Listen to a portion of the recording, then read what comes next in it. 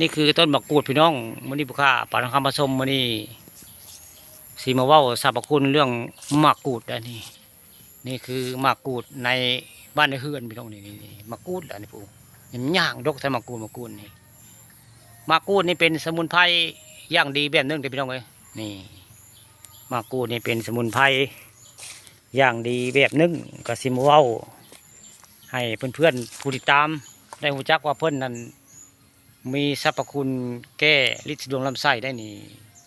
ภายมีอาการถ่ายออกถ่ายเป็นสีนะก้นนะกอนี่ละนี่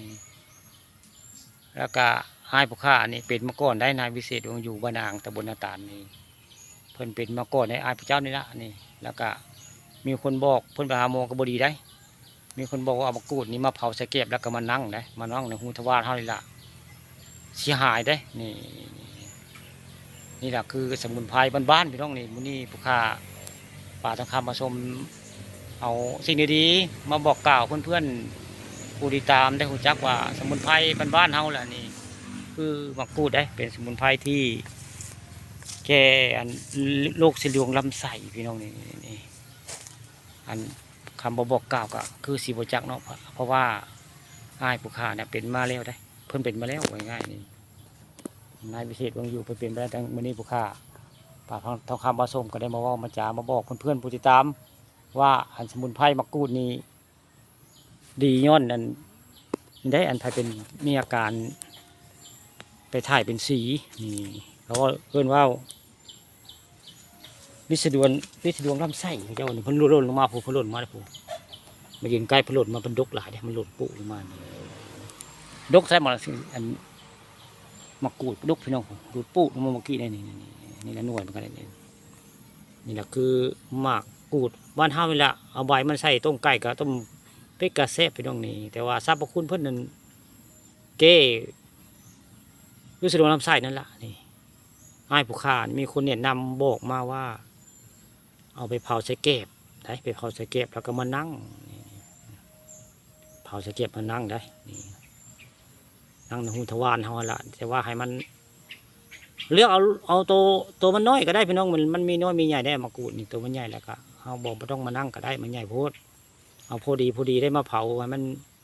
อาการบ่ถือว่ามันฮ้อนหลายเนาะบ่ถือว่าเขาดาดก้นเขาเนาะกับพอนั่งได้อยู่อย่างนี้นั่งเลยนี่แหละคือสมุนไพรบ้านๆของบรรดนาเขาล่ะเพราะว่า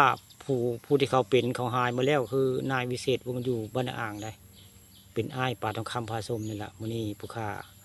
ป่าทองคำผสมสีมาเว้าเรื่องสมุนไพรบ้านนาเฮาไผบางคนก็สิบ่ฮู้ว่ามันเป็นหักไม้หรือว่าสมุนไพรอย่างดีได้พี่น้องนี่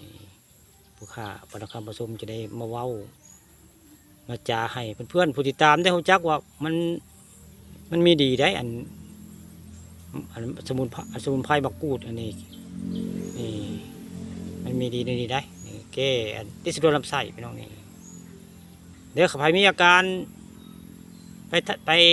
ถ่ายเป็นสีออกมาพี่น้องนี่ไปถ่ายเป็นสีออกมาหรือว่าไปกินเหล้าแล้วถ่ายเป็นสีหรือว่ากินเยียดพี่น้องนี่กินเยียดในแม่เลยล่ะถ้าใครมีอาการแบบนี้อย่าลืมเอามะกรูดนี่ไปเผากองแก็บได้เผาใส่แก็บพี่น้องเผาใส่แก็บได้เผาแก็บแล้วก็หยัดไปในแก็บนั่นแหละให้มันออกเป็นสีเหลืองไปเลยก็เอามันนั่งได้ไว้ง่ายจะมานั่งในก้นเขานี่แหละนี่มันจะเป็นสมุนไพรย่างดีเลยพี่น้องนี่ผู้ค้ามื้อนี้มาเว้าเรื่องสมุนไพรพี่น้องนี่คือสมุนไพรมะกรูดผู้ค้าป่าทองคำผสมมื้อนี้เอาสิ่งดีๆมาบอกเพื่อนๆผู้ติดตามเนาะไผเสื้อบ่เสื้อใครมีอาการวันนี้เป็นแล้วก็ลองเบิ่งเด้อพี่น้องเด้อดีบ่ดีก็ลองเบิ่งให้ผู้ค้าดีมาได้